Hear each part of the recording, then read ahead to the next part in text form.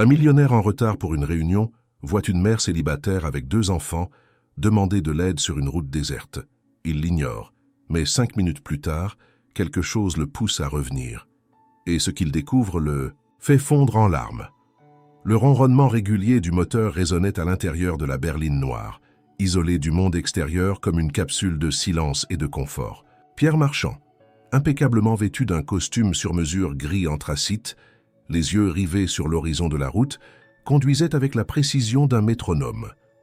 Ce matin-là, l'homme d'affaires de renom n'avait qu'un seul objectif en tête, arriver à l'heure à sa réunion décisive à Lyon. Il avait quitté Paris à l'aube, croyant pouvoir échapper au trafic, mais une série d'appels téléphoniques ininterrompus et un détour imprévu avaient déjà compromis son timing. Les minutes s'écoulaient, implacables, et avec elles montait la tension. Il ne prêtait aucune attention au paysage rural qui défilait autour de lui, ni aux fermes endormies, ni aux champs baignés par une lumière pâle du matin. Pour Pierre, la beauté des choses simples n'avait plus d'importance depuis longtemps. Tout ce qui comptait désormais, c'étaient les chiffres, les échéances, les résultats. Il répétait mentalement les points qu'il allait aborder devant le conseil d'administration, calculant l'impact de ses mots comme un stratège militaire, avant une bataille. Il n'était pas simplement en route vers une réunion. Il avançait vers un futur encore plus lucratif, vers une victoire de plus dans un monde où les sentiments étaient un luxe inutile. Le téléphone intégré à la voiture vibra doucement. Une alerte. Il jeta un coup d'œil rapide. Un rappel de son assistante sur l'importance de ce rendez-vous. La fusion avec le groupe allemand dépendait de cette matinée. Pierre serra un peu plus le volant. Il ne pouvait pas se permettre le moindre retard supplémentaire. Il accéléra légèrement, laissant la voiture filer sur l'asphalte presque désert. La route nationale serpentait entre collines et petits bois, loin de l'agitation des grandes villes. Dans ce cocon technologique et climatisé, Pierre n'entendait rien d'autre que sa propre respiration et le tic-tac de ses pensées. Il était seul, comme toujours, bien qu'entouré de collaborateurs, d'associés et d'admirateurs. Son succès avait un prix, l'isolement. Mais cela ne le dérangeait pas. Il avait choisi cette voie. La solitude, pour lui, était une forme de contrôle. Alors qu'il atteignait une longue ligne droite, son regard glissa brièvement sur le siège passager, vide comme sa vie personnelle. Un souvenir fugitif traversa son esprit. Un anniversaire oublié, un appel de sa sœur, jamais rappelé, une lettre de sa mère restée sans réponse. Mais ses pensées furent vite chassées. Elles n'avaient pas leur place ici, pas aujourd'hui. Une musique classique discrète jouait à la radio, sélection automatique générée par un algorithme censé réduire le stress. Pierre ne l'écoutait même pas. Il conduisait, droit, concentré, fermé au monde. Il n'y avait que la ligne, planche devant lui et le compteur qui grimpait doucement. Il avait l'habitude de tout maîtriser, de tout anticiper. La route, aujourd'hui, ne lui réservait aucun imprévu. Ou du moins, c'est ce qu'il croyait. Alors qu'il abordait un virage en descente, quelque chose attira son attention à quelques centaines de mètres. Une silhouette immobile, presque incongrue dans ce décor rural. Pierre fronça les sourcils, se penchant légèrement vers le pare-brise. Une voiture semblait arrêtée sur le bas-côté. Une femme, 2 enfants, un geste levé, une demande d'aide silencieuse. Mais cela, ce serait pour la suite. Pour l'instant, Pierre roulait sans ralentir encore, aveuglé par son propre monde, par ses priorités, sans savoir qu'en quelques minutes à peine, une décision allait fissurer ce qu'il croyait être une vie parfaitement construite. La courbe était douce, presque imperceptible, mais elle obligea Pierre à ajuster légèrement son volant. C'est là qu'il les vit. Sur la droite, en bordure de cette route peu fréquentée, une vieille voiture grise était arrêtée, le capot ouvert en signe universel de détresse. Devant elle, une femme agitait la main. Elle tenait un petit garçon par la main, tandis qu'une fillette, plus grande, restait légèrement en retrait, le regard fixé sur la route, comme si elle cherchait à comprendre si ce véhicule allait s'arrêter ou les ignorer comme les autres. Pierre ralentit par réflexe. Ses yeux balayèrent rapidement la scène. La femme semblait exténuée. Ses vêtements, simples et usés, portaient les marques d'un quotidien difficile. Ses cheveux étaient tirés en arrière, mais quelques mèches s'étaient échappées, collées par la sueur à son front. Le garçon, frêle, accrochait un jouet contre sa poitrine, tandis que la fillette, d'une maigreur inquiétante, tenait un sac à dos en tissu râpé. La scène était frappante de contraste avec l'habitacle climatisé de la voiture de Pierre. Il ralentit encore, presque à l'arrêt. Son pied hésita sur la pédale de frein. Son esprit, lui, déjà pesait les options. Il n'y avait pas de réseau fiable ici. Si elle demandait de l'aide, ce n'était pas pour un simple pneu crevé. Elle semblait réellement en détresse. Il devina que cette femme, cette mère, n'avait plus de solution. La fatigue et la panique sur son visage n'étaient pas feintes. La fille a levé les yeux et croisé le regard de Pierre. Un regard long, fixe, curieux et inquiet. Pas suppliant, pas accusateur. Juste un regard d'enfant qui espère que, peut-être, cette voiture-là ne fera pas comme les autres, qu'elle s'arrêtera, qu'elle sauvera quelque chose. Pierre sentit quelque chose d'inconfortable remuer en lui, un picotement étrange, une tension dans la poitrine, un sentiment rare, presque oublié, l'hésitation humaine. Mais aussitôt, la machine rationnelle qu'il était devenu reprit le contrôle. Il détourna les yeux. Son regard se fixa de nouveau sur la route. Il réappuya sur l'accélérateur. La voiture reprit sa course avec docilité, comme si rien ne s'était passé, comme si la scène à sa droite n'avait été qu'un mirage. Matinal. Mais ce n'était pas un mirage. Dans le rétroviseur, Pierre vit la silhouette de la femme s'éloigner, de plus en plus petite, puis disparaître au détour de la courbe. Il inspira profondément, tentant d'étouffer ce qu'il ressentait. Ce n'était pas le moment, il avait une réunion, il avait des engagements. Ce n'était pas son rôle, pas sa responsabilité. Ce genre d'interruption appartenait à un autre monde, à une autre vie. Pourtant, le silence dans la voiture était plus lourd qu'avant. Le son doux de la musique classique semblait soudain déplacé, presque insultant. Pierre essaya de penser aux chiffres, aux dossiers, aux projections, de marcher. Mais chaque fois que son esprit tentait de se concentrer, le visage de la fillette revenait. Ce regard. Il secoua la tête comme pour chasser une mouche invisible. Il se redressa dans son siège, augmenta un peu le volume de la radio, puis ajusta la climatisation. Tout pour ne pas entendre cette voix interne qui, lentement, se faisait plus insistante. Celle qu'il avait étouffée depuis des années. Celle qui disait « Et si c'était toi ?» Le téléphone vibra de nouveau. Cette fois, un message de son associé « Ils sont déjà là. On t'attend. » Pierre répondit d'un simple « J'arrive », les doigts mécaniques, les pensées ailleurs. Il se força à regarder droit devant. La ligne blanche au milieu de la route semblait le tirer, le rappeler à l'ordre, le ramener dans sa trajectoire bien balisée. Mais rien n'y faisait.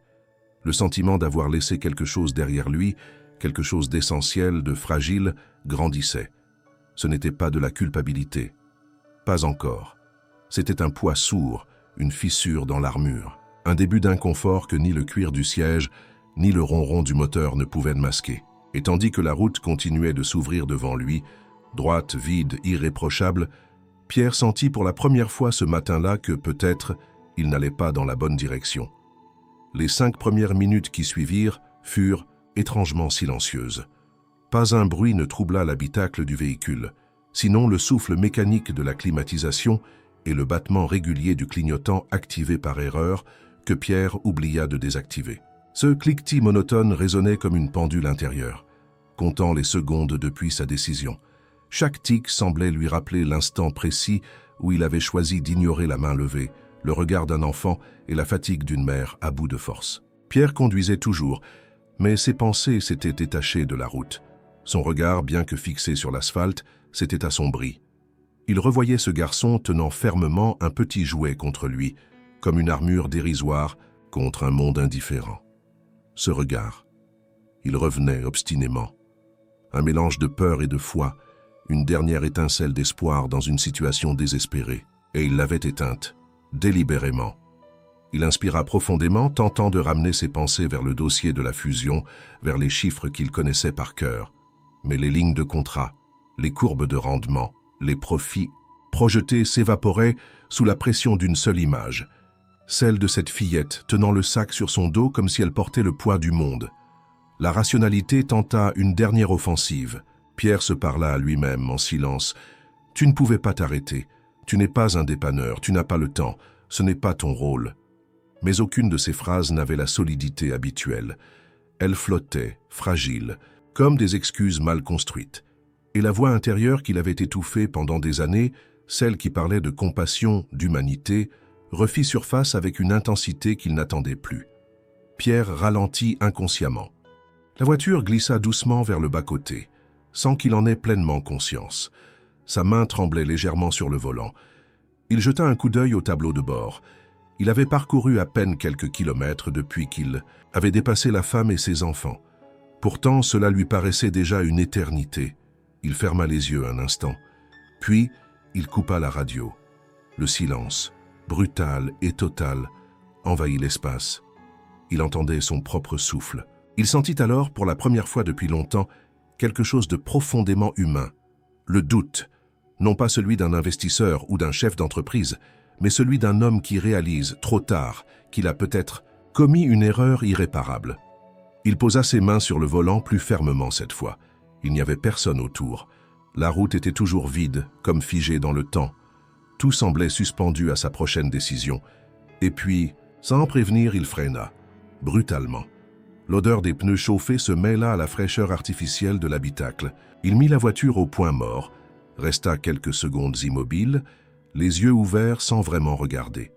Puis il soupira, longuement, profondément. Et dans ce souffle, il y avait une libération, une prise de conscience. Il enclencha la marche, arrière hésita, puis changea d'avis. Il fit demi-tour. Les pneus crissèrent légèrement sur l'asphalte alors qu'il revenait sur ses pas. Le paysage, qu'il n'avait pas regardé à l'aller, s'imposa à lui avec une netteté nouvelle. Les arbres, les champs, les poteaux télégraphiques, tout semblait l'observer, comme si la route elle-même l'avait jugé. À mesure qu'il approchait de l'endroit où il les avait vus, une étrange tension le gagnait. Il accéléra légèrement, les yeux scrutant chaque mètre, espérant ou redoutant les retrouver là. Mais au fond de lui, il savait déjà que ce moment avait passé. Il l'avait laissé filer, prisonnier de ses priorités.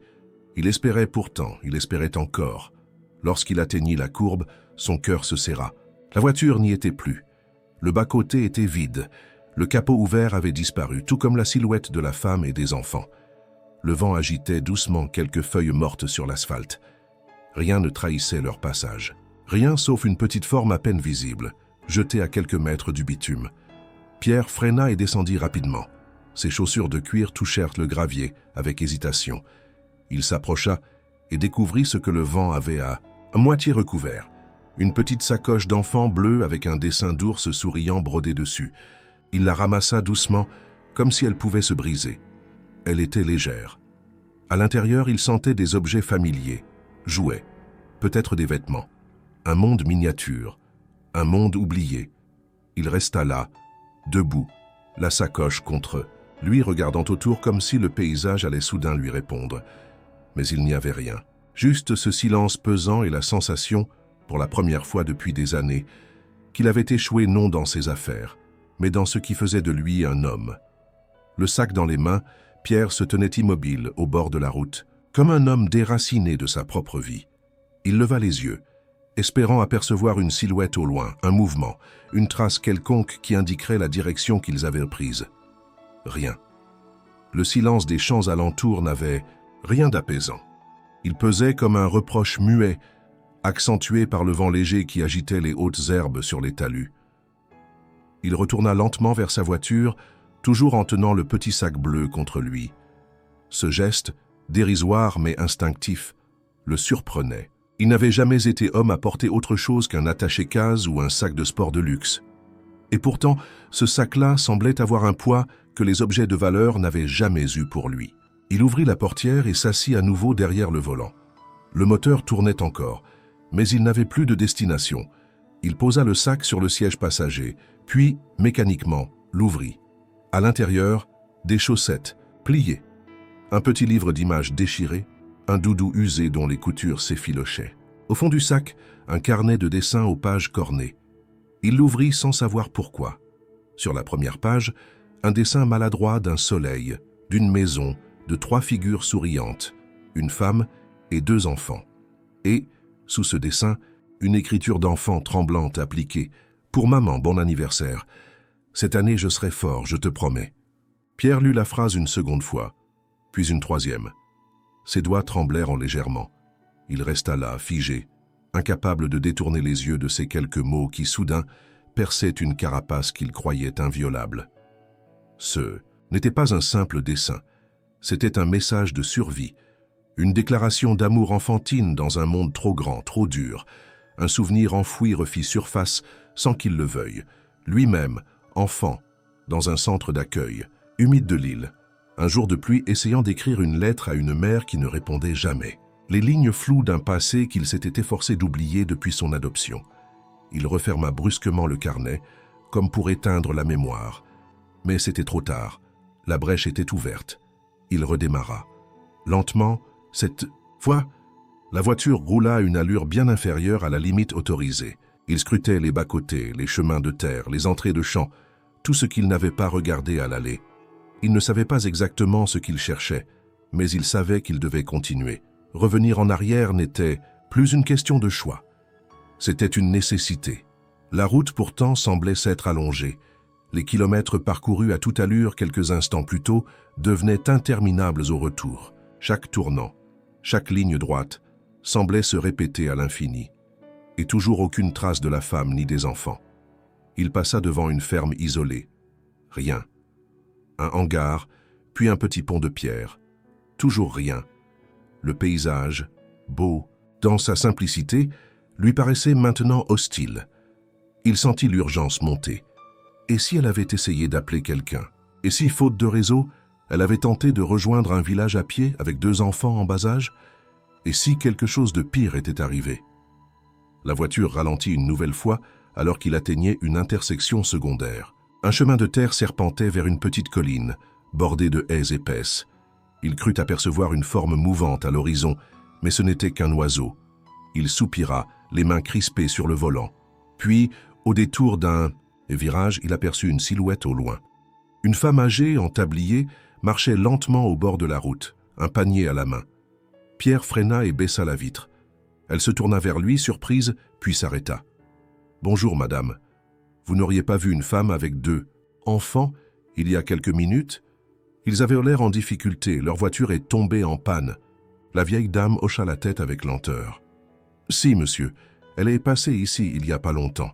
Elle portait le petit garçon et la fillette traînait derrière. Ils avaient l'air bien fatigués. Elle m'a dit qu'elle allait vers la forêt, là-bas, pour essayer de trouver une maison ou du réseau. » Pierre sentit son cœur s'emballer. Il jeta un regard dans la direction indiquée, un sentier de terre à peine visible qui s'enfonçait entre les arbres. Il remercia la dame précipitamment, remonta la vitre et s'engagea aussitôt sur le chemin. Les pneus crissèrent sur le gravier. Des branches fouettaient les côtés de la voiture. Le sentier était trop étroit pour un véhicule de cette taille. Il s'arrêta après une centaine de mètres. Le reste devrait se faire à pied. Il sortit de la voiture, ferma la portière doucement, puis serra le petit sac bleu contre lui. L'air avait changé. Il y avait une tension, quelque chose d'invisible, comme si la forêt retenait son souffle. Pierre s'avança dans le sentier, ses chaussures de ville s'enfonçant dans la terre molle. Les arbres formaient une voûte au-dessus de sa tête. Chaque pas était un battement d'angoisse. Il appelait doucement sans réponse. « Madame, est-ce que vous m'entendez ?» Rien que le bruissement des feuilles. Mais il savait, il sentait qu'ils étaient à passer par là. Pierre avançait à pas mesurés dans le sous-bois, tenant toujours le petit sac contre lui. L'air semblait plus épais ici, chargé d'une humidité mêlée à l'odeur de terre et de feuilles humides. Chaque bruit, le craquement d'une branche, le froissement d'un buisson, résonnait trop fort comme un rappel constant de la solitude du lieu.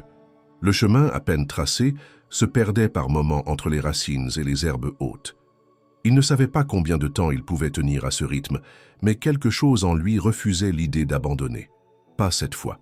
Il s'arrêta, un instant, reprenant son souffle, puis instinctivement il s'assit sur un tronc tombé, le sac posé sur ses genoux. Le silence autour de lui était total, mais dans sa tête, un vacarme montait. C'était le tumulte de pensées qu'il ne maîtrisait plus. Des images de cette femme, de ses enfants, du regard du petit garçon, du dessin retrouvé. Il avait besoin de comprendre, de ressentir, d'aller au bout de ce qu'il avait commencé à fuir depuis si longtemps. Il ouvrit de nouveau le sac, cette fois plus lentement. Sous le doudou, il aperçut un morceau de papier plié en 4, soigneusement glissé entre 2 vêtements. Il le prit, le déplia avec précaution. Le papier était jauni, usé par les manipulations. L'écriture était maladroite, avec des lettres inégales, parfois hésitantes. Mais le message, lui, était limpide. « Maman, je te souhaite un joyeux anniversaire. Je sais que cette année a été dure, mais je te promets d'être fort, pour t'aider.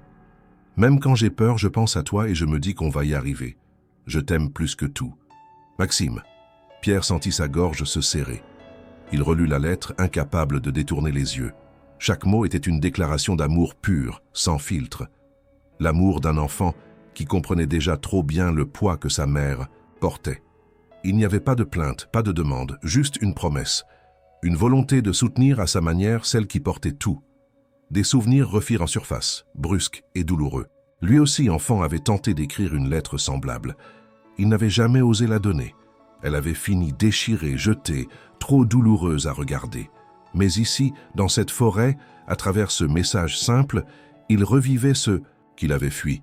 Ce lien oublié entre vulnérabilité et tendresse. Ce lien qu'il avait trahi plus tôt dans la matinée. Il rangea la lettre avec soin, referma le sac, puis se releva. Il ne pouvait plus reculer. Ce moment, ce lieu, cette lettre, tout indiquait qu'il ne s'agissait pas d'un simple hasard. Il suivit le sentier encore quelques mètres, les arbres s'épaississant autour de lui. L'air était plus frais, presque lourd. Il crut entendre un bruit au loin, un cri peut-être, ou un appel étouffé. Il accéléra le pas, appelant à son tour « Madame, Maxime, est-ce que vous êtes là ?» Un silence, puis un bruissement, à sa gauche. Il se tourna brusquement, le cœur battant, mais ce n'était qu'un oiseau qui s'envolait. Il reprit sa marche, chaque pas plus tendu que le précédent. Puis, au détour d'un talus, il découvrit une clairière étroite, où la lumière filtrait à peine à travers le feuillage dense. Là, il trouva le capot ouvert d'une voiture ancienne, abandonnée à moitié dans un fossé, couverte de poussière et de branchages. Le même véhicule qu'il avait vu sur la route. Son cœur se serra. Il s'approcha lentement, les yeux scrutant chaque détail. La portière arrière était entr'ouverte. À côté, posé sur une pierre, une bouteille d'eau à moitié vide et un paquet de biscuits entamés. Aucun signe immédiat de la mère ou des enfants. Mais ils avaient été là. Il s'agenouilla, posa le sac près de lui et regarda autour. Un silence étrange régnait, presque solennel, comme si la forêt elle-même retenait son souffle. Il allait se relever quand il aperçut à quelques pas des empreintes fraîches dans la boue. Petites, un adulte, un enfant. Elles allaient dans la direction opposée, vers un sentier encore plus étroit. Il se remit en marche, suivant les traces avec précaution. À mesure qu'il avançait, le sol devenait plus irrégulier. Des racines saillèrent du sol, et les feuilles mortes rendèrent la marche glissante. Il faillit tomber à 2 reprises, mais il se rattrapa à des troncs ou à des branches. Il n'avait pas marché autant depuis des années. Et pourtant, il n'avait jamais ressenti une telle détermination. Ce n'était plus une question de rachat, c'était une nécessité vitale. Puis, au bout d'un virage, il les aperçut. Assise sur un rocher, la femme tenait contre elle un petit garçon qui semblait inconscient, pâle comme un linge. La fillette, agenouillée à côté d'eux, pleurait en silence, une main posée sur l'épaule de sa mère. La femme murmurait quelque chose à l'oreille du garçon, le berçant doucement. Elle avait le visage ravagé par la fatigue et l'inquiétude. Lorsqu'elle leva les yeux et vit Pierre, elle sursauta. Il s'approcha lentement, les mains levées, presque en excuse. « Je suis désolé, j'ai fait demi-tour. Je ne pouvais pas vous laisser là. » Elle ne répondit pas tout de suite. Ses yeux passaient de lui à son fils, puis au sac dans ses mains. Enfin, elle parla, d'une voix rauque, brisée. « Il est diabétique. J'ai perdu le sac avec l'insuline. Quand on a quitté la voiture, je ne savais plus quoi faire. » Pierre s'agenouilla à leur côté. Il sortit son téléphone, les mains tremblantes, et composa le numéro des urgences. Cette fois, il n'hésita pas. Il savait qu'il n'y aurait plus de prochaine fois. Pierre tenait le téléphone d'une main, tentant de parler calmement malgré l'urgence, tandis que de l'autre, il vérifiait d'un geste maladroit si le petit garçon respirait toujours. La voix à l'autre bout de la ligne lui demandait des informations qu'il n'aurait jamais cru devoir donner. État de conscience, fréquence respiratoire, localisation approximative. Il balbutia quelques phrases, précisant qu'ils étaient dans une zone boisée au nord de la route départementale, près d'une vieille voiture abandonnée. La fillette le regardait avec des yeux pleins de peur, mais aussi d'espoir. C'était la première fois depuis leur rencontre qu'elle voyait un adulte prendre le contrôle de la situation. Quand il raccrocha, il se tourna vers la mère. Elle avait posé la tête de son fils sur ses genoux, ses mains tremblantes posées sur son front. Elle ne disait rien, mais ses lèvres remuaient comme si elle murmurait une prière muette. Pierre hésita, puis posa doucement sa main sur son épaule. « Ils arrivent. L'ambulance est en route. Je leur ai dit où on était. Ça va aller maintenant. » Elle le regarda enfin, les yeux rougis par l'épuisement et le désespoir. Elle hocha la tête, mais resta silencieuse. Pierre s'assit à côté d'elle, la respiration encore saccadée. Le vent s'était levé légèrement, agitant les feuilles au-dessus d'eux. Un calme étrange régnait, une sorte de suspension du temps, comme si la forêt elle-même attendait, avec eux. Quelques minutes passèrent dans ce silence lourd. Pierre entendait son propre cœur battre dans sa poitrine. Il observait la scène, la mère tenant son fils, la fille blottie contre elle, le décor de mousse et de bois autour d'eux. Il n'avait jamais été aussi loin de sa réalité habituelle, et pourtant tout lui semblait étrangement familier. Ce fut la femme qui rompit le silence. « Je m'appelle Élise, et lui c'est Maxime, ma fille c'est Chloé. » Pierre répéta les prénoms dans sa tête, les gravait comme des repères dans ce moment irréel. Il hocha la tête, puis répondit doucement. « Pierre, je suis celui qui ne s'est pas arrêté tout de suite. Je suis désolé. » Élise ne répondit pas. Son regard retourna vers son fils. Ce silence-là était plus éloquent que n'importe quel mot. Elle n'avait pas besoin de lui dire ce que cela signifiait.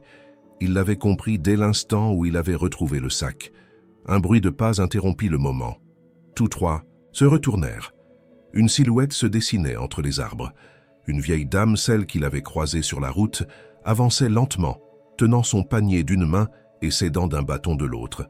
Lorsqu'elle aperçut la scène, elle s'arrêta, le visage marqué par l'inquiétude. « Je vous ai suivi. J'avais vu la petite famille passer, et quand vous êtes parti vers la forêt, j'ai compris que c'était grave. » Pierre se leva pour aller à sa rencontre.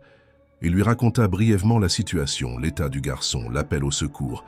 La femme hocha la tête avec gravité. « J'habite à quelques minutes d'ici, tout droit par le sentier. Je peux aller les attendre pour les guider. Les ambulanciers se perdraient facilement ici. » Pierre hésita puis acquiesça. La dame reprit sa marche, cette fois avec plus de hâte. Il la regarda disparaître entre les arbres avant de revenir auprès d'Élise. Maxime remuait légèrement. Il ouvrit les yeux à demi, les pupilles troubles, la respiration sifflante. Élise se pencha immédiatement, murmurant son prénom. Il ne répondit pas, mais un faible gémissement lui échappa. Chloé à côté se mit à pleurer doucement, le visage enfoui dans les vêtements de sa mère. Pierre sentit une brûlure dans la poitrine, une forme de panique qu'il ne connaissait pas.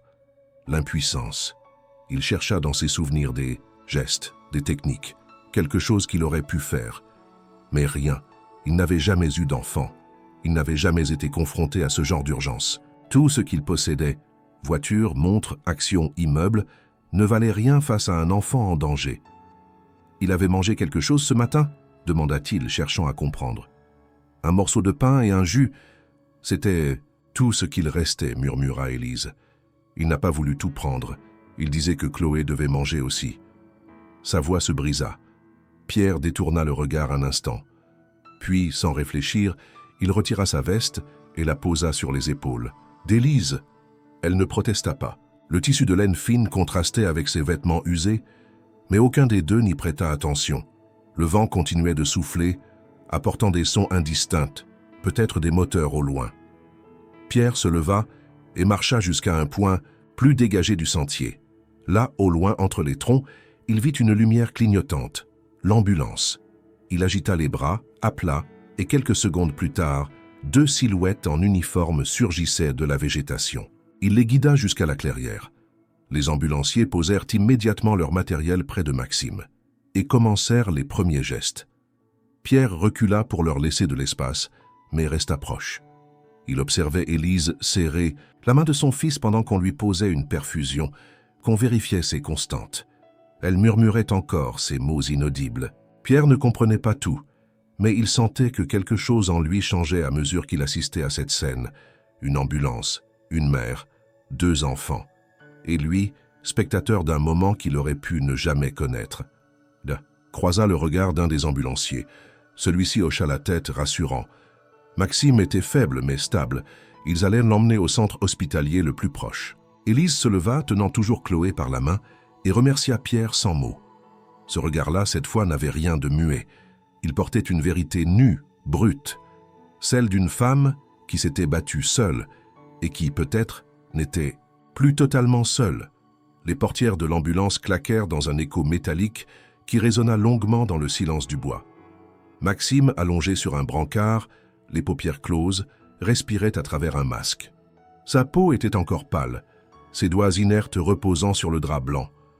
L'un des secouristes installait les derniers équipements, ajustant les dispositifs avec méthode.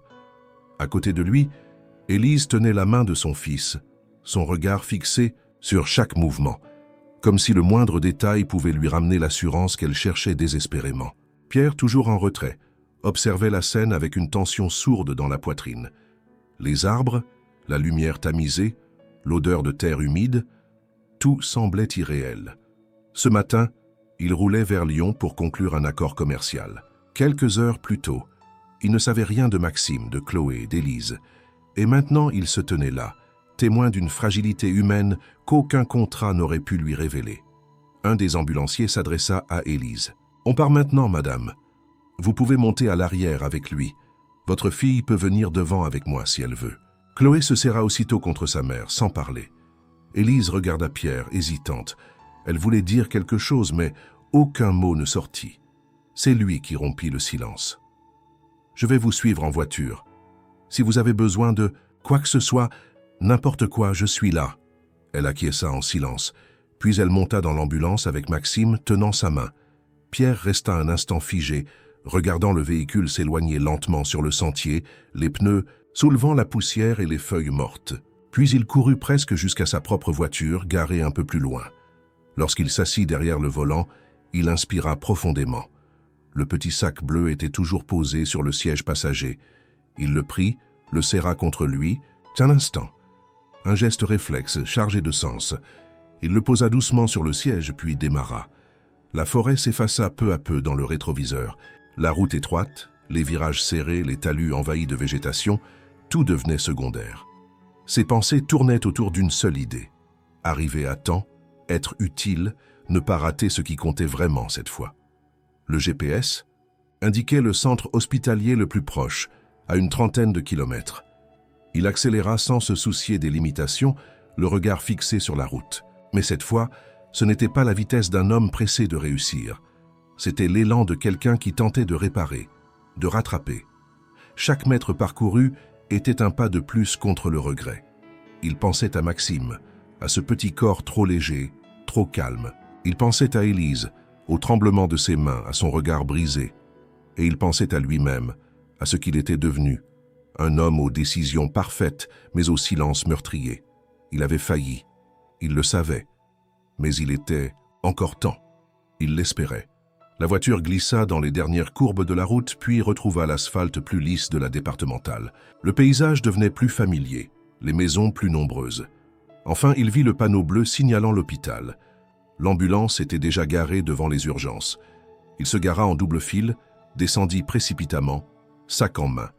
À l'entrée, un infirmier l'arrêta, interrogeant du regard. « Je suis avec eux, la femme et les 2 enfants. » Élise Bernard.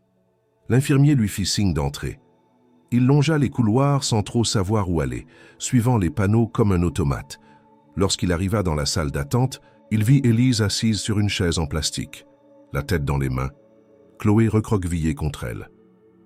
Il s'approcha doucement, posa le sac sur le sol à côté d'elle. Élise releva la tête. Ses yeux étaient rougis, mais clairs. « Le prennent en charge. Ils disent que l'hypoglycémie a été sévère, mais qu'on est arrivé juste à temps. » Pierre hocha la tête, incapable de parler. Chloé leva les yeux vers lui, un regard timide, curieux. Elle ne pleurait plus, elle observait. Un silence s'installa. Cette fois, pas un silence vide, mais un silence habité. Un instant suspendu entre peur et soulagement, entre inconnu et familier. Élise reprit après un long moment. « Merci, pour être revenu. » Il baissa les yeux. Ce mot si simple pesait plus que tous les discours. Il sentit quelque chose se dénouer en lui, une tension ancienne, une douleur oubliée. Il murmura « C'est moi qui dois vous remercier, vous m'avez réveillé ». Ils restèrent là côte à côte sans autre échange. Le bruit des urgences, les annonces au micro, les pas des soignants passaient comme des ondes lointaines. Tout semblait s'être ralenti autour d'eux. Le médecin arriva enfin, l'air grave mais rassurant. Maxime est en observation. Son taux de glycémie remonte. Il va devoir rester sous surveillance, mais il est hors de danger pour l'instant. Élise fondit en larmes. Chloé l'enlaça aussitôt. Pierre ferma les yeux un instant. Une chaleur lui monta à la gorge, irrépressible. Il avait évité ce genre d'émotion toute sa vie. Mais là, il ne pouvait plus fuir. Il s'agenouilla, près d'elle, et pour la première fois depuis des années, il pleura. Pierre restait agenouillé, les mains posées sur ses genoux, le regard brouillé par des larmes qu'il ne cherchait plus à dissimuler. Il ne pleurait pas seulement pour Maxime. Il pleurait pour ce qu'il avait failli perdre, pour ce qu'il n'avait jamais eu le courage de regarder en face. Ce petit garçon endormi derrière une vitre, dans une salle blanche, était devenu, en quelques heures, le miroir de tout ce qu'il avait abandonné pour construire une vie faite de silence et de vitrines. Élise, toujours assise, lui tendit une main tremblante. Il la saisit sans un mot, un simple contact, fragile, sincère. Ce n'était pas un pardon, ni une absolution. C'était une reconnaissance. La conscience partagée d'un moment qu'aucun des deux ne pourrait jamais effacer. Le médecin revint quelques minutes plus tard, les dossiers en main, la voix calme.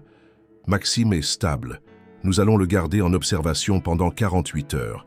Il a eu de la chance, beaucoup de chance. Il faut surveiller son alimentation, son traitement. Vous aviez dit que l'insuline était dans la voiture, c'est bien cela ?» Élise acquiesça honteuse. « Elle était dans mon sac, mais on a dû partir trop vite. Je n'avais plus de batterie, pas de réseau. J'ai paniqué. » Le médecin lui adressa un sourire compréhensif. « Ce genre de situation peut arriver. Mais il faudra éviter que ça se reproduise. L'hôpital peut vous fournir une dose de remplacement pour quelques jours. Ensuite, il faudra repasser par la pharmacie avec l'ordonnance de son pédiatre. » Il nota quelques instructions sur un formulaire et partit en silence. Pierre se leva lentement, relâchant la main d'Élise. Il marcha jusqu'au distributeur d'eau dans le couloir, glissa une pièce, puis revint avec une petite bouteille pour chacun d'eux. Chloé, sans un mot, la prit avec gratitude. Élise but à petites gorgées, les mains encore tremblantes. Le silence s'installa de nouveau, mais cette fois moins pesant. Plus nécessaire. Un silence de fatigue, de battements suspendus. Après une dizaine de minutes, Pierre se leva. « Je vais appeler un taxi pour vous ramener. » Élise leva les yeux vers lui, surprise. « Je n'ai pas d'endroit où aller. La maison qu'on louait a été vendue. Je pensais trouver un hôtel avec ce qu'il me restait, mais j'ai dépensé mes derniers billets en essence et en nourriture. » Pierre la regarda, bouche entrouverte, sans voix. Il savait qu'il y avait de la précarité. Il savait, intellectuellement. Mais jamais il n'avait rencontré en face de lui cette réalité nue. Une femme seule, 2 enfants, plus de toit, plus de choix. Il hocha la tête lentement. « Vous resterez avec moi ce soir, j'ai de la place. Je peux au moins vous offrir un lit chaud. » Élise hésita. Elle tourna le visage vers Chloé qui la regardait, les yeux ronds. Puis, elle le fixa de nouveau, comme pour chercher dans ses mots une autre intention. Mais il n'y avait rien d'autre que cette simple vérité, un geste, humain. « D'accord, murmura-t-elle. » Ils attendirent encore un moment à l'hôpital, le temps que Maxime soit transféré dans une chambre. Pierre s'absenta pour organiser le transfert des affaires oubliées, contacter la pharmacie de garde, préparer un accueil provisoire dans l'une des dépendances de sa propriété de campagne. Il avait acheté cet endroit pour le prestige, sans jamais y passer plus de 2 jours. Il n'y avait jamais vu autre chose qu'un décor vide. Ce soir, il voulait que ce lieu ait enfin une utilité. À son retour, il trouva Élise assise dans le couloir, la tête penchée, les yeux clos. Chloé dormait sur ses genoux, le souffle lent. Il s'assit à côté d'elle, sans bruit. La fatigue pesait sur ses épaules, mais son esprit était plus clair qu'il ne l'avait été depuis des années. « Vous n'êtes pas obligé de nous aider, » dit Élise d'une voix à peine audible. « Vous avez déjà fait beaucoup. » Il tourna la tête vers elle. « Je sais, mais je veux le faire. Pas par pitié, parce que je crois que j'aurais dû le faire il y a longtemps, pour quelqu'un d'autre, pour moi-même. » Elle ne répondit pas, mais il vit dans son regard que quelque chose venait de changer, une barrière qui tombait doucement. prudemment. Le lendemain matin, très tôt, Pierre retourna à l'hôpital. Il avait passé la nuit à la clinique privée, dormant à peine sur une chaise, mais sans s'en plaindre. Il entra dans la chambre où Maxime était encore sous perfusion. L'enfant ouvrit les yeux lentement, reconnut sa mère puis vit Pierre. Il ne dit rien, mais il tendit la main vers lui. Pierre s'approcha, saisit cette petite main fragile et la serra doucement. « Salut Maxime, tu m'as fait peur, tu sais ?» Le garçon sourit faiblement, sans parler. Son regard était clair, confiant, comme s'il savait instinctivement que cet homme était là pour rester. Élise, debout à côté du lit, regardait la scène. Dans son silence, il n'y avait plus de doute. Il y avait la naissance de quelque chose d'autre, de fragile, oui, mais de vrai. L'atmosphère dans la chambre d'hôpital était désormais calme, presque sereine. La lumière du matin filtrait doucement à travers les stores, projetant des rayures pâles sur les murs blancs. Maxime dormait à nouveau, la perfusion toujours en place, mais son visage avait retrouvé un peu de couleur. Chloé dessinait en silence sur une feuille que l'infirmière lui avait donnée, assise sur une chaise basse. Élise, debout près de la fenêtre, fixait l'extérieur sans réellement regarder. Pierre, assis à côté du lit, tenait toujours le petit sac bleu qu'il avait récupéré sur la route. Il le caressait machinalement, perdu dans ses pensées. Chaque objet contenu dans ce sac lui rappelait combien cette rencontre avait bouleversé les fondements de sa propre existence. Il ressentait un besoin nouveau, presque vital, comprendre. Comprendre comment leurs chemins s'étaient croisés ici, dans ces circonstances, et pourquoi cela le touchait si profondément. Élise se retourna lentement vers lui. Elle le dévisagea comme si elle aussi cherchait quelque chose. Puis elle s'assit en face de lui, de l'autre côté du lit. « Je vous ai déjà dit mon nom, mais je crois qu'il y a autre chose, » dit-elle d'une voix douce. « Bernard, Élise Bernard. Je suis née à Lille. J'ai grandi dans un foyer jusqu'à mes 12 ans. » Le cœur de Pierre se serra. Ce nom, cette ville. Il n'était pas possible que ce soit une coïncidence. Il la regarda attentivement. Le visage d'adulte qu'il avait devant lui portait encore les traces de l'enfant qu'il avait connu autrefois. La même bouche fine, les yeux sombres, le menton légèrement pointu. « Le foyer Sainte-Marie » demanda-t-il, incertain. Élise fronça les sourcils, surprise. « Oui, comment vous savez ça ?» Il hésita, puis se redressa, le regard plongé dans le sien. « Parce que moi aussi j'y ai vécu. J'étais là quand j'avais 8 ou 9 ans, avant d'être adopté. Je m'appelais déjà Pierre, Pierre Marchand. » Un silence. Épais, étouffant. Les mots semblaient s'être suspendus entre eux, comme s'ils n'osaient plus tomber. Élise le fixa, les lèvres entr'ouvertes, incapable de parler. Ses mains se serrèrent sur ses genoux, et elle pencha légèrement la tête, comme si elle cherchait à aligner les souvenirs. Pierre, le petit garçon qui partageait sa tartine, celui qui faisait semblant de ne pas avoir faim pour me la laisser, murmura-t-elle. Il hocha la tête lentement, les yeux brillants. C'était elle, l'amie de ses années perdues, celle qui lui avait appris, sans un mot, ce que c'était que la solidarité, alors qu'ils n'étaient que 2 enfants laissés pour compte dans un monde de froid et de murs gris. Je n'y avais pas pensé depuis si longtemps. Je t'ai cherché après mon adoption, mais on m'a dit que tu avais été transféré dans un autre centre, dit-il avec une voix étranglée. Élise souriait, les larmes aux yeux. Et moi, j'ai cru que tu m'avais oublié, que tu étais parti dans un monde où il n'y avait plus de place pour les gens comme moi. Elle se leva, contourna lentement le lit de Maxime et s'agenouilla devant lui. Il baissa les yeux vers elle, incapable de dire quoi que ce soit. Alors elle prit ses mains entre les siennes. « C'est toi, tu es revenu, pas seulement sur cette route, mais ici, maintenant. » Les larmes coulaient sur ses joues, silencieuses. Pierre la regardait, submergé. Tant d'années, tant de distance, et pourtant cette proximité intacte, comme si une partie de lui avait attendu tout ce temps, en silence. Ils restèrent ainsi, les mains liées, devant Maxime endormi, avec Chloé qui dessinait sans bruit. Dans ce moment suspendu, tout semblait à sa place. Les blessures, les oublis, les silences, tout était là mais rien n'était plus lourd, seulement partagé. Élise reprit la parole, la voix tremblante. « Tu sais, je ne suis pas devenue ce que j'avais imaginé. J'ai fait ce que j'ai pu. Les enfants, le travail, les sacrifices. Je n'ai jamais eu le luxe de choisir. » Pierre serra ses mains un peu plus fort. « Moi, j'ai tout eu. et je n'ai rien vu, rien fait, jusqu'à ce jour. Il se leva, l'aida à se redresser. Ils se tenaient debout face à face comme deux survivants d'un naufrage ancien qui se reconnaissaient enfin. Peut-être qu'on avait besoin de se perdre pour pouvoir se retrouver. Elle hocha la tête, sans un mot. Le passé ne les avait pas brisés. Il les avait simplement conduits, lentement, douloureusement, jusqu'à ce point de vérité. Le jour suivant se leva sur une lumière douce et dorée, filtrant à travers les rideaux beiges de la chambre d'hôpital. Pierre était revenu tôt, avant même que le service du matin ne commence, portant un sac contenant des vêtements propres, des jus de fruits, quelques gâteaux et un dessin plastifié qu'il avait fait encadrer pendant la nuit. Le même que celui trouvé dans le petit carnet de Maxime.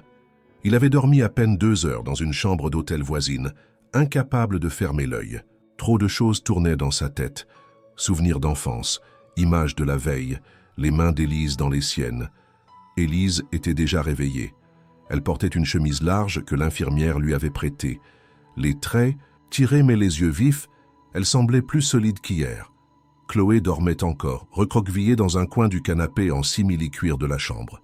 Maxime, lui, était assis dans son lit, un petit déjeuner devant lui qu'il picorait timidement. Pierre entra sans bruit. Il posa le sac sur la table, puis s'approcha de Maxime. « Salut, le champion. Tu te sens mieux ce matin ?» Le garçon acquiesça avec un léger sourire, puis désigna la boîte de jus d'orange sans parler. Pierre la lui ouvrit les dents à boire.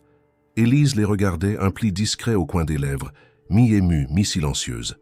« Je t'ai ramené quelque chose », dit Pierre en sortant le cadre du sac. Il le posa sur la table de chevet. Maxime le regarda, reconnaissant immédiatement son dessin. Il se redressa un peu, visiblement fier, puis tourna le regard vers sa mère. « C'est pour que tu n'oublies jamais ce que tu lui as écrit », ajouta Pierre. « Elle est très courageuse, ta maman. » Élise détourna les yeux, cherchant à contenir l'émotion qui montait. Après quelques minutes de silence ponctué de gestes simples et tendres, Pierre s'assit dans le fauteuil près du lit. Il tourna la tête vers Élise, cherchant ses mots. « J'ai repensé à tout ça, à l'île, à ce qu'on a traversé. Tu étais la seule lumière à l'époque. J'ai l'impression que c'est toi qui m'as appris ce qu'était la loyauté. » Elle s'approcha lentement, prenant une chaise pour s'asseoir à côté de lui. « Tu étais un enfant silencieux, mais toujours attentif.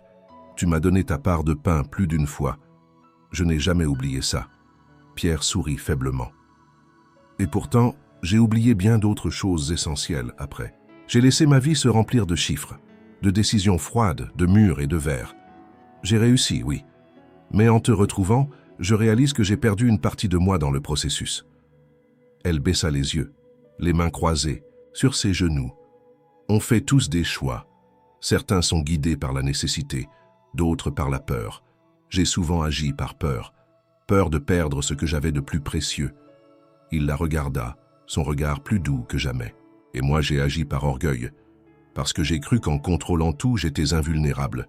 Un silence chargé de sens s'installa entre eux. Dans la chambre, seule la respiration régulière de Chloé se faisait entendre, mêlée au son lointain de l'hôpital. Pierre se leva, fit quelques pas, puis se tourna de nouveau vers elle.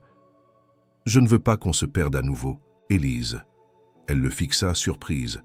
Il poursuivit. « Je ne parle pas d'un passé à reconstruire, je parle d'un présent à construire ensemble. Tu n'as plus de toi.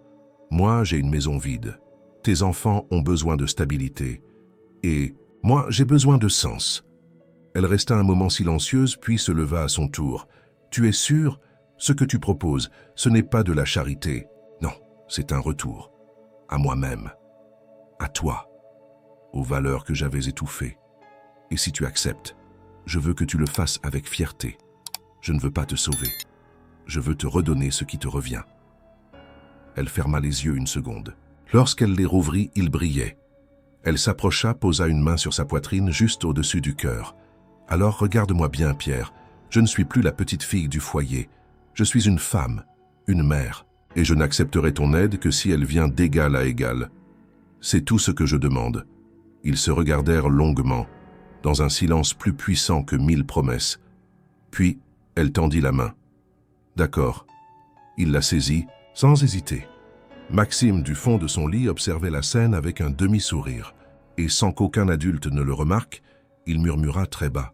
« Merci, monsieur Pierre. » Les jours suivants s'enchaînèrent avec une douceur que Pierre n'aurait jamais cru possible.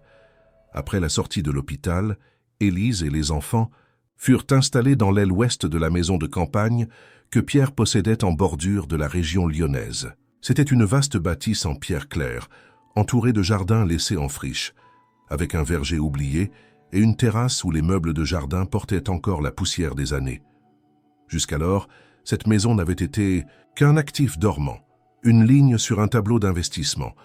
Maintenant, elle reprenait vie. Élise s'étonna d'abord de la proposition. Pierre lui avait confié les clés sans condition, avec une liberté totale. Elle pourrait y rester aussi longtemps qu'elle le souhaitait. Il n'y avait pas de contrat, juste une intention. Et cette intention, elle la sentit dans chaque geste. Les courses livrées discrètement, les jouets neufs apparus dans une pièce vide, la chambre que Pierre avait fait réaménager pour Maxime avec un lit plus bas, un petit bureau et un tapis de jeu. Mais plus encore que le confort matériel, c'était la présence de Pierre qui donnait à cette maison une chaleur nouvelle. Il ne s'imposait jamais. Il était là, simplement, présent lors des repas, discret dans ses silences, sincère dans ses attentions. Il partageait ses journées entre ses affaires à distance et les instants passés avec eux. Il découvrait les enfants comme un monde à part entière, leurs rires, leurs caprices, leur silence plein de sens. Un après-midi, alors que Chloé coloriait sous le soleil doux du printemps, Maxime, encore faible, était assis sur un fauteuil au bord de la véranda, observant Pierre qui tentait, maladroitement, de réparer une vieille balançoire rouillée. Élise, les bras croisés, le regardait faire depuis la porte. « Tu n'es pas obligé de tout faire, tu sais, » dit-elle doucement, un sourire en coin. Pierre se releva, les mains pleines de graisse, le front couvert de sueur. « Peut-être, pas, mais ça me fait du bien. Je réapprends à faire des choses utiles. » Elle s'approcha, lui tendit un chiffon. « Tu fais plus que réparer une balançoire. Tu reconstruis quelque chose ici, en toi. » Il la regarda, surpris par la justesse de ses mots. Elle n'avait pas besoin de dire grand-chose. Tout se lisait dans ses yeux. Il essuya ses mains, puis haussa les épaules. « Et toi, Élise, tu penses à reprendre ton travail? Repartir quelque part ?» Elle hocha lentement la tête. « Oui, j'aimerais retrouver un emploi. Recommencer à vivre avec dignité. Mais pas n'importe quoi. Plus de petits boulots précaires. J'ai de l'expérience en comptabilité. J'ai toujours aimé les chiffres, même si la vie ne m'a jamais laissé le temps d'en faire un vrai métier. » Il la fixa un instant, réfléchissant. « Il se trouve que je cherche une nouvelle responsable administrative pour une de mes fondations. C'est à distance, flexible, et très bien payé. » Elle le fixa hésitante. « Tu me proposes un travail maintenant? Pas un cadeau, un poste. Parce que je sais que tu es compétente, et parce que j'ai confiance. » Un long silence suivit. Elle réfléchissait, pas au salaire, pas aux conditions, à ce que cela représentait. Ce qu'il lui offrait, ce n'était pas une faveur, c'était une place, une reconnaissance. « D'accord, dit-elle finalement, mais je veux signer un contrat comme tout le monde. » Il sourit. « Évidemment, il sera prêt demain. » Le lendemain, elle signa le contrat dans le salon en bois clair de la maison. Pierre avait tout organisé. Une version simplifiée, claire, équitable. Pas de piège, pas de clause dérobée. Lorsqu'elle écrivit son nom à la dernière page, elle ressentit quelque chose de rare. Elle existait enfin pour quelqu'un, autrement que comme une charge ou un problème. Les jours passèrent ainsi, dans une forme d'harmonie inattendue. Les enfants s'attachaient à Pierre avec une rapidité déconcertante. Maxime le suivait du regard partout. Chloé, qui parlait peu au début, lui posait désormais 1000 questions, sur sa voiture, sur son travail, sur ce qu'il aimait manger. Un soir, alors qu'il terminait le dîner dans la cuisine ouverte, Maxime, encore fragile mais rieur, demanda « Tu restes dormir ici ce soir, monsieur Pierre ?»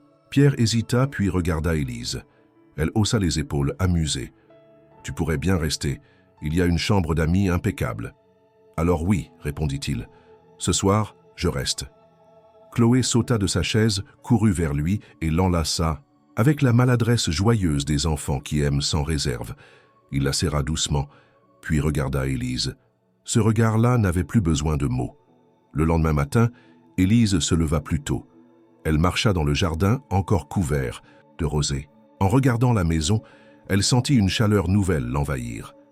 Ce lieu qui n'était pas le sien était devenu un espace possible, une terre d'accueil, grâce à un geste, un seul, mais un geste qui changeait tout. Le rythme de la maison s'était installé doucement, sans que personne ne l'impose. Chaque jour apportait un peu plus de clarté dans les regards, un peu plus de rire entre les murs. Les enfants reprenèrent des forces. Chloé, plus expressive, organisait ses petites affaires dans la chambre qu'elle appelait désormais la mienne. Maxime, suivi régulièrement par un médecin de la ville, retrouvait peu à peu son énergie, jouant parfois sur la terrasse ou aidant Pierre à arroser les plantes du jardin. Mais les changements les plus profonds ne se voyaient pas à l'œil nu.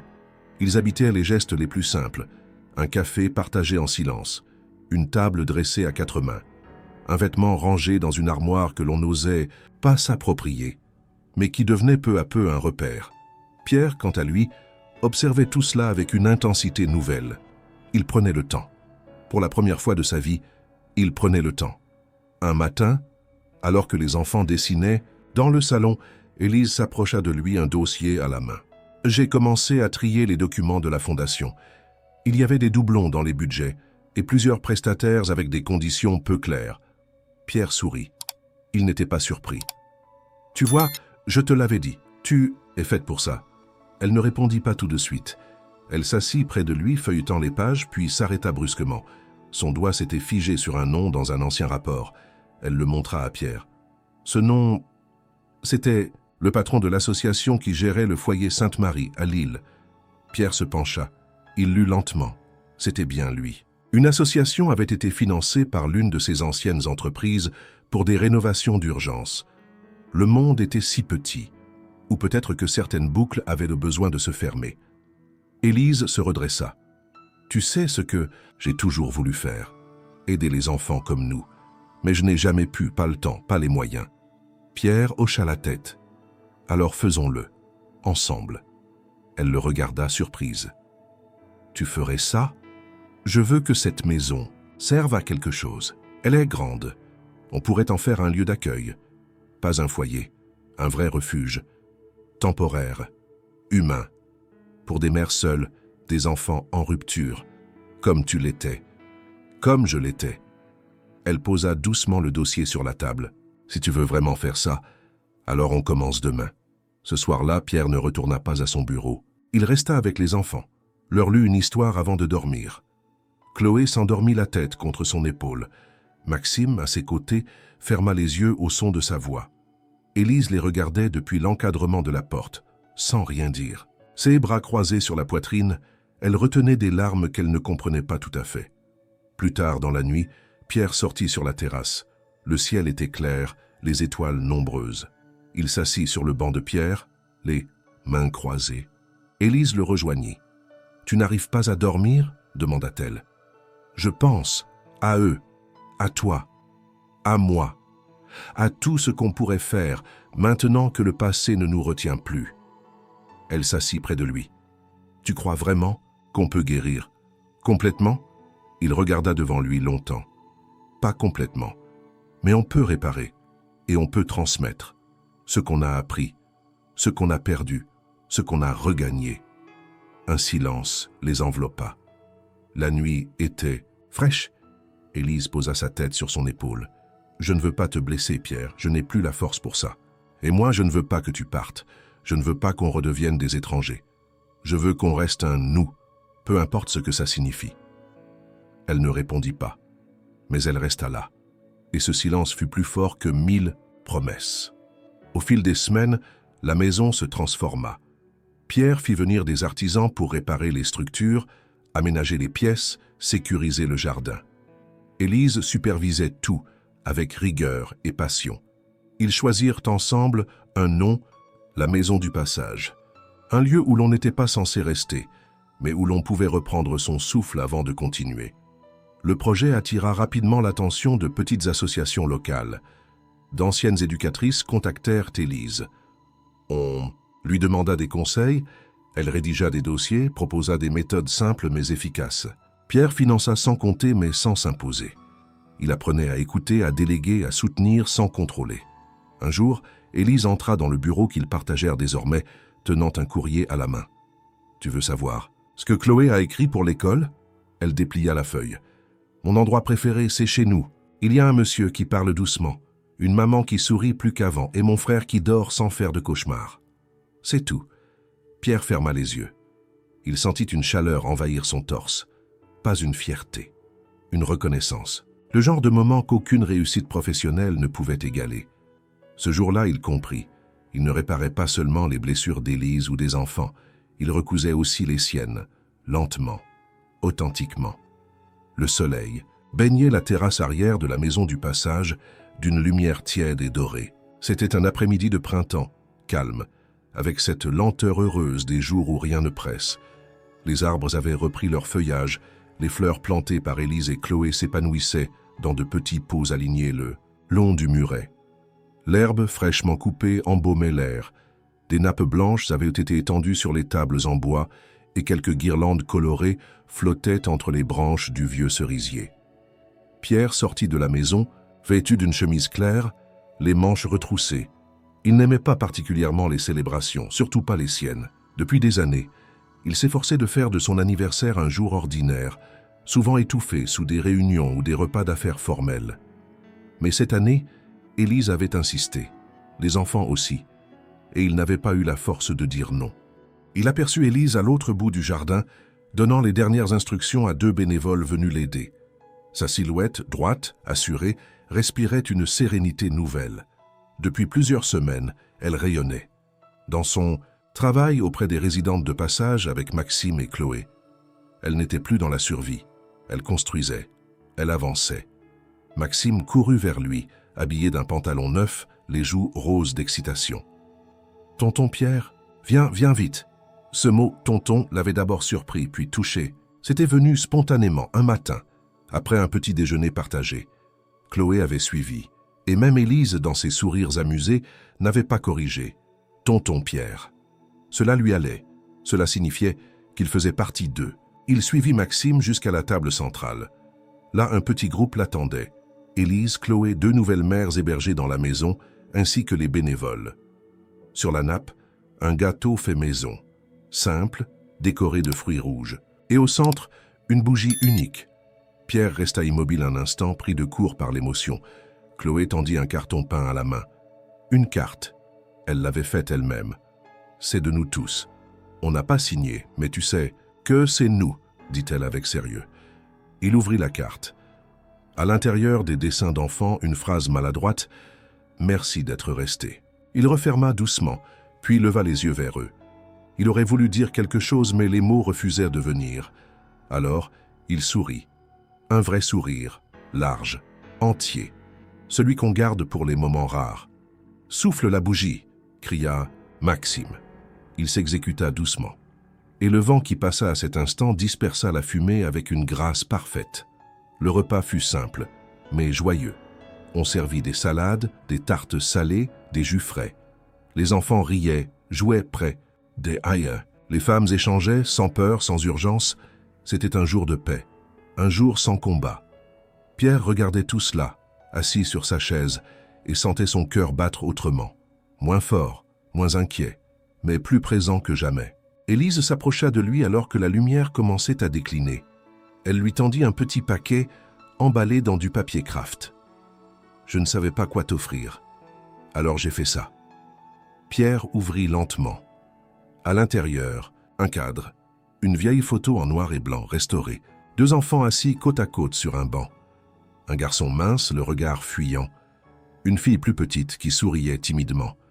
Ils se tenèrent la main. Au dos du cadre, une phrase. « Avant de se retrouver, il faut parfois se perdre. » Il ne dit rien. Il posa le cadre contre sa poitrine et la regarda. « Je te retrouve, Élise. Enfin. » Elle hocha la tête, puis s'approcha et l'embrassa. Pas un baiser de promesse, pas un baiser de roman, un geste doux, vrai. Comme on embrasse, ce qui compte.